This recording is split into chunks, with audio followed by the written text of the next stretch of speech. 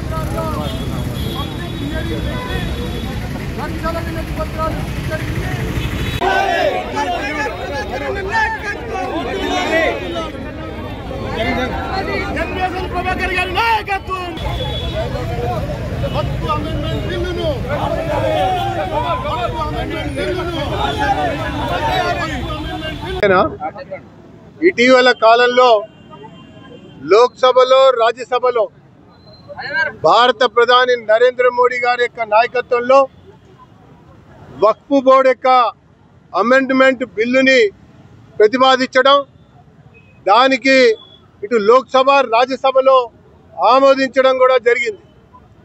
అంతేకాకుండా మరి కాంగ్రెస్, కమ్యూనిస్టులు, ఇతర రాజకీయ పక్షాలు జేపీసీకి నివేదించాలంటే జేపీసీ వేసి దేశవ్యాప్తంగా 38 నగరాల్లో పర్యటించి లక్షల మందిని కలిసి కోట్ల సంఖ్యలో వినతి పత్రాలని స్వీకరించినటువంటి తర్వాత రూపొందించినటువంటి వక్ఫ్ అమెండ్మెంట్ బిల్లు లోక్సభలో, రాజ్యసభలో ఆమోదం పొందింది.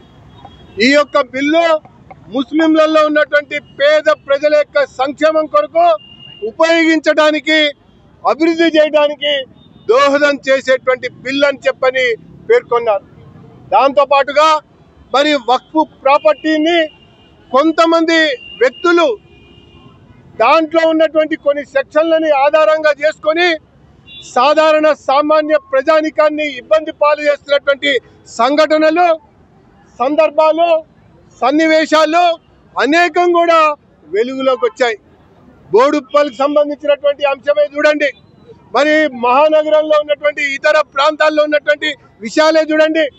మరి కొన్ని దేవాలయాలు కూడా తరతరాలుగా ఉన్నటువంటి దేవాలయాలు కూడా చర్చిలను కూడా మరి వక్ఫ్ ప్రాపర్టీ అని చెబుతూ ఒకవైపున ఇబ్బందికరమైనటువంటి పరిస్థితి క్రియేట్ చేస్తున్నటువంటి ఒక నేపథ్యంలో అమెండ్మెంట్ తీసుకొచ్చి మరి ఆ యొక్క భూములని కాపాడటంతో పాటు ఆ ఆస్తుల ద్వారా వచ్చేటువంటి ఆదాయాన్ని పేద ప్రజల యొక్క పేద మైనారిటీల యొక్క సంక్షేమం కొరకు, విద్య కోసం, వైద్యం కోసం, మరి సాంకేతిక పరిజ్ఞానం కోసం ఉపయోగించాలని చెప్పని భారత ప్రభుత్వం ఆలోచిస్తూ ఉంటే ఈ కుహానా లౌకికవాద పార్టీలు సోకాల్డ్ సెక్యులర్ పార్టీస్ గా చెప్పుకుంటున్నటువంటి కాంగ్రెస్, ఎంఐఎం, బీఆర్ఎస్, మరి సమాజ్వాదీ పార్టీ లాంటి పార్టీలు ముస్లింలను తప్పుదోవ పట్టిస్తా ఉన్నాయి.